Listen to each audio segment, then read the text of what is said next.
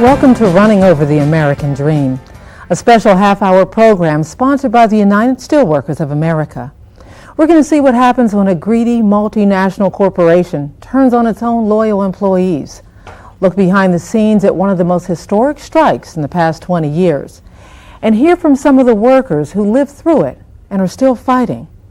But first we want to talk with George Becker, the President of the United Steelworkers of America, and John Sellers, Executive Vice President of the Steelworkers Union. Bridgestone Firestone. It happened 2 years ago. This time last year, most people counted the steelworkers out. No way you could win against this giant Japanese-owned company, the biggest tire manufacturer in the world. Mr. Becker, you're still around and some say getting stronger. Why?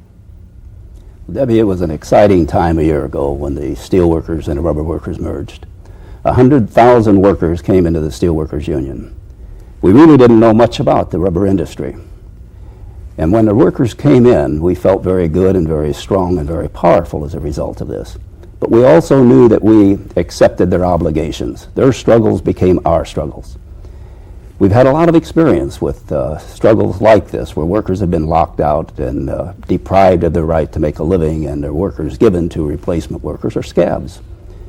We've been able to mount a campaign similar to those we have in the past, excite the labor movement across America and bring them in to help in the struggle. We've been able to activate the workers and be able to reach out to consumers. And we just grow stronger by the day, and we will continue to do so as we go along. Is part of the challenge the size of the Bridgestone Firestone Corporation? Without a doubt, one of the difficulties we're facing is wrestling with a company of this size. They have plants all over the world, and they can shift product from one country to another at ease. They have tremendous resources that we have to struggle with. It's a powerful company, and challenge probably is the right word. It certainly is a challenge. And in meeting that challenge, we're trying to excite the other segments of the labor movement, not only in this country through the AFL-CIO, but the laboring people throughout the world to get involved in this. This is everybody's fight. It's not just the workers that have been replaced. Labor has won some pretty big fights. Is the labor movement, is it coming back? We're learning how to fight again. We went through historic struggles in the 30s in the formation of the labor movement. Through the intervening years, we didn't need to struggle quite so hard. We were able to negotiate good contracts with a minimum of struggle. That's not the case anymore. Companies, large companies, powerful companies, multinationals seem to be determined to destroy the labor movement and the effectiveness of it. So we're having to fight more and more, and we need to bring in workers together. We need to coalesce more. These struggles take all of us combined to fight. Mr. Sellers, you were in the leadership of the Rubber Workers Union, and you were there at the beginning. You were also there this past January in negotiations with the company when everybody thought there would be a settlement. What happened?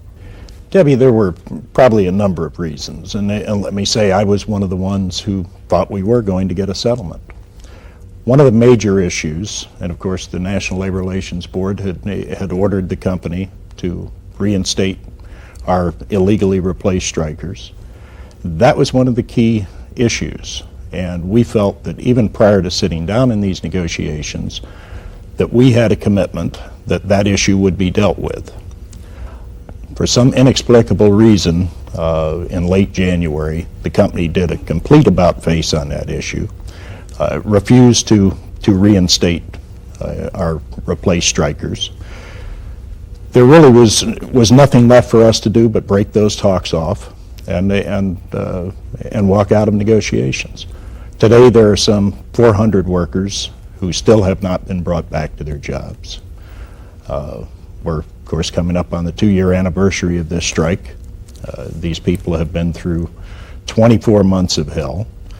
This struggle is more about people, really, than it is the economic issues. People today are working in those plants under conditions that most Americans would find intolerable. They do not have the protection of a union contract.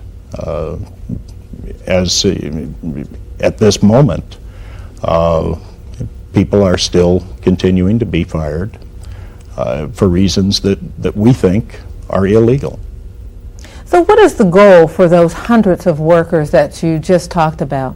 Is it for everyone to go back to the table? Is it for them to be able to walk into those plants and go back to work? Our goal, Debbie, and everyone's goal is to get an equitable agreement for our members and get our people back to work. Yes, we do want them to be able to go into those plants with their heads held high and have the dignity on the job that every American is entitled to. Yeah, Debbie, I'd like to add to John's answer on that just a bit.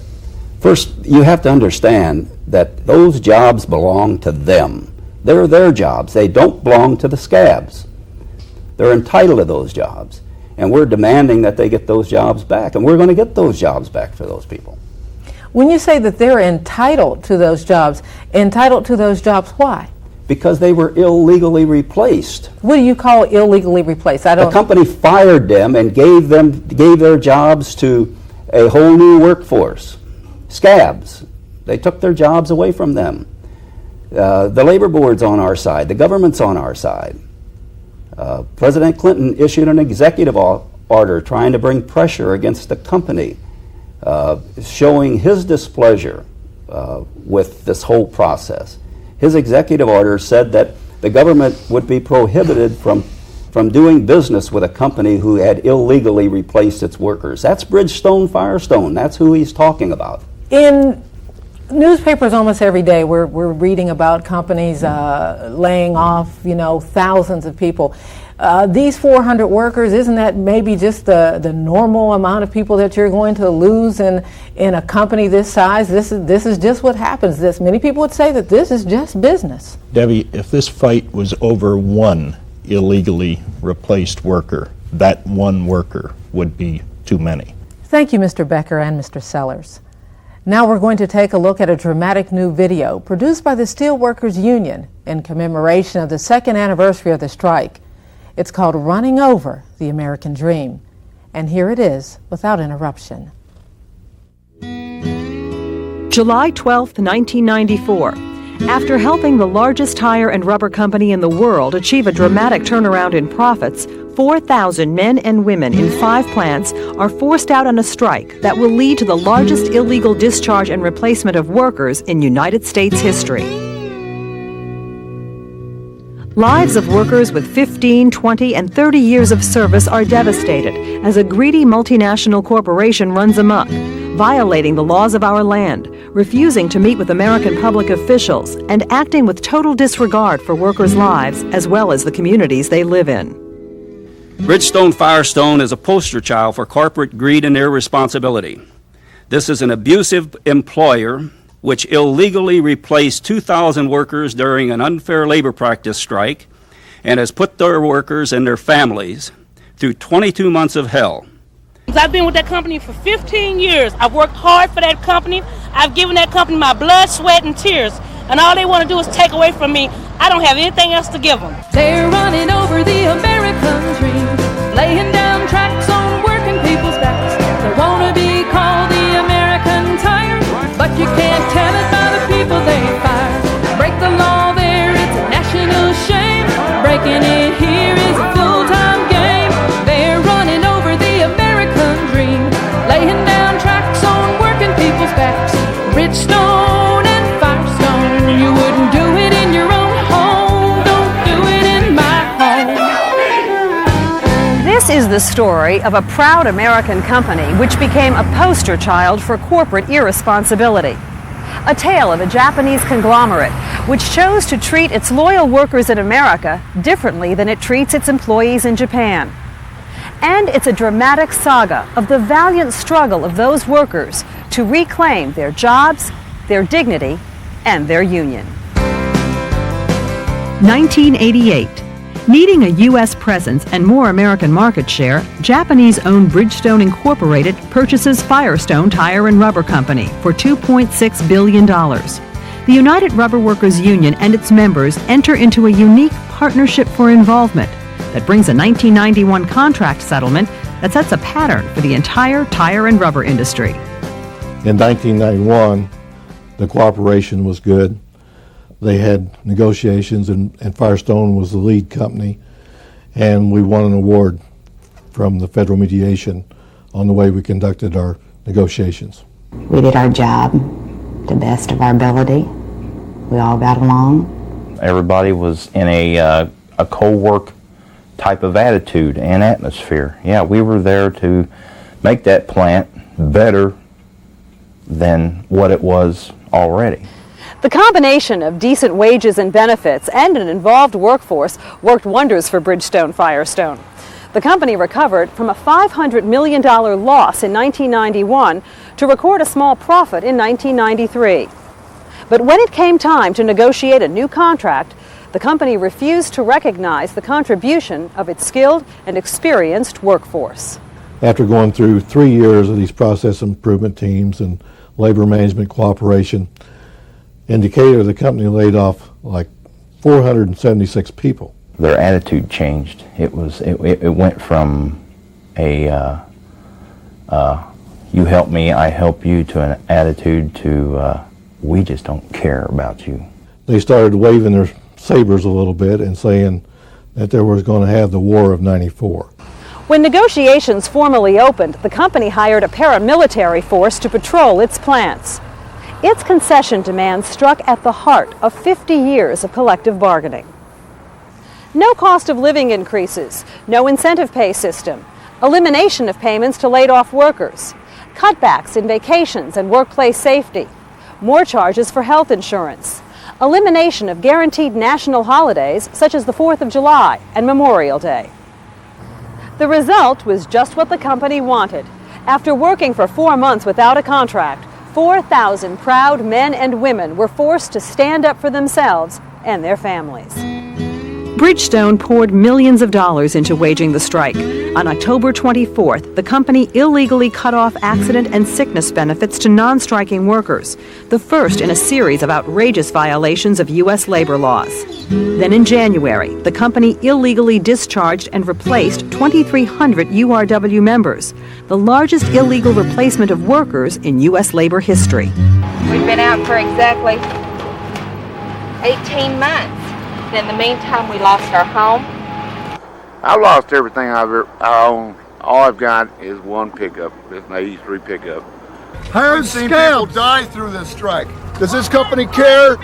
Does this company care? No, they don't care. They're taking their profits and going back to Japan with them. This arrogant employer has rebuffed repeated attempts by our respected Labor Secretary, Robert Reich, to sit down and work things out. Their refusal to negotiate in good faith prompted President Clinton to issue an executive order allowing termination of federal contracts with employers that illegally replace lawfully striking workers and barring such employers from future federal contracts. Despite the unconditional offer to return to work more than a year ago, more than 400 strikers are still out of work, while those back on the job are working without the protection of a contract and working under terms that most of you would find intolerable. On May 22, 1995, the URW ended the strike with an unconditional offer to return to work. In June, the union initiated an officially sanctioned AFL-CIO boycott of Bridgestone Firestone and demonstrated at the Indianapolis 500, where the company was returning to racing after a 20-year absence. In July 1995, the rubber workers reached a merger agreement with the United Steelworkers of America. And in August, the USWA took the fight to company headquarters in Nashville. Even armored vehicles and a paramilitary force couldn't silence them. They talk about violence, let's talk about violence. What can be more violent than stripping a family from the dignity to be able to provide for them and their children? What could be more violent than to rip that away from them and make them wards of the state and to give their jobs to scabs? What could be more violent than that, brothers and sisters? We're dealing with a company, Bridgestone Firestone, that's headed by a guy by the name of Kazaki, who, if he did in Japan what he's doing here, would be brought to great shame. We're going to take that great shame and make him feel that shame in Japan. We're going to make him feel that shame and explain that shame every place that they do business. You're going to see us attack the multinational corporation in every place that multinational corporation exists. Delegations of striking workers and their families visit Japan and countries where Bridgestone plants are located to solicit support. The company agrees to resume negotiations while demonstrations continue at Sears and Firestone MasterCare auto centers. The negotiations break down when the company refuses to immediately recall the illegally replaced workers while continuing to insist on the concessions that provoked the strike in the first place. The National Labor Relations Board charges the company with multiple violations of U.S. labor laws and orders all replaced workers recalled and full back pay for the strikers. In March 1996, 65 delegates from unions representing Bridgestone employees in 12 countries gather in Nashville to pledge international support for their U.S. brothers and sisters. All our workers in over 100 countries are with you. They understand that this fight that goes on here is the fight that must go on right around the world. Then, on May 14, 1996, the USWA escalates the Don't Buy campaign at a satellite press conference beamed from Washington, D.C. into all major U.S. media markets and distributed around the world. We are dropping the black flag on Bridgestone Firestone. The black flag is a traditional symbol of disqualification for a race car, and we intend to drop it on this company throughout the IndyCar racing season. I think the Steelworkers campaign to drop the black flag on Bridgestone Firestone is going to capture the imagination of the labor movement and the American buying public. The USWA strikes again at the Indianapolis 500 and a rival race in Michigan, where Bridgestone Firestone is implementing a $20 million promotional campaign aimed at translating Indy car racing victories into consumer sales. At the Memorial Day Classic, more than 1,000 steelworkers drop a big black flag on the renegade tire manufacturer, while radio and newspaper ads in 10 cities strip the company of its carefully constructed corporate facade. Folks, we're the Steelworkers Union, and we're talking tires with the people that make them at Bridgestone Firestone. I went on strike to stand up for my kids, to stand up for your kids and all of our kids. So when they get grown, they can have a better life. I was on sick leave. They cut me off. 6 months I couldn't work. Cost me my marriage, and me and my 13-year-old daughter now live together as a family. I've heard that what they're doing to us is illegal in Japan. It just shows that they really don't care about the American worker. I tell the American consumer that's going to buy a Bridgestone or Firestone product, this time it's my family. Next time it's going to be yours. If we don't buy them, they can't sell them. Firestone and Bridgestone, you wouldn't do it in your own home. Don't do it in my home. On the heels of a public relations disaster for Bridgestone Firestone at the Indy 500, the USWA presses the advantage at the Cleveland Grand Prix. Then, on Monday, July 1st, nearly 2 years after the Bridgestone Firestone strike began, USWA President George Becker reveals an unprecedented announcement of support. On Friday, June the 28th, Saturn and UAW Local 1853 informed Bridgestone Firestone that the UAW and GM Saturn have agreed to allow any Saturn customer to have the Firestone tires on his or her new car replaced with the tires of their own choosing at Saturn's expense. This is Camp Justice, just outside Bridgestone Firestone headquarters in Nashville. It is here where trade unionists from around the world come to pledge their solidarity with the men and women who rescued Bridgestone Firestone from virtual bankruptcy, only to see their lives wrecked, their families broken, and their jobs passed from scab to scab for more than 2 years. Established as a symbol of commitment to bring Bridgestone Firestone to justice, it has become a beacon of hope to workers as well as a warning to an employer who would reward worker productivity and performance with greedy profiteering.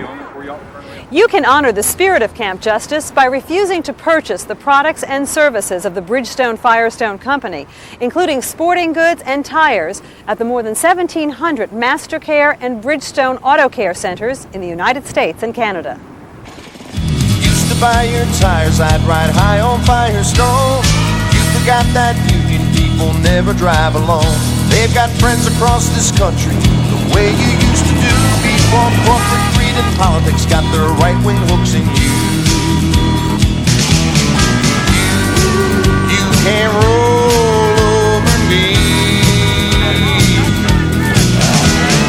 I ain't too blind to see you're rolling over you workers, but you can't roll over me. No, no, no. No, you can't roll over me. Once America's tired, you're now a mount of shame. And union busting workers' blood dishonored your good name. So I don't buy your tires now, your scabs don't break the strike. I won't buy your tires, hell, I'd rather take a hike. 'Cause you can't roll over me. Y'all better believe it, a scab is just a toad when the rubber meets the road. Until you can't roll over me. No, no, no, you can't roll over me. If there's ever a fight that we were determined to win, this is the fight. Failure is not an option.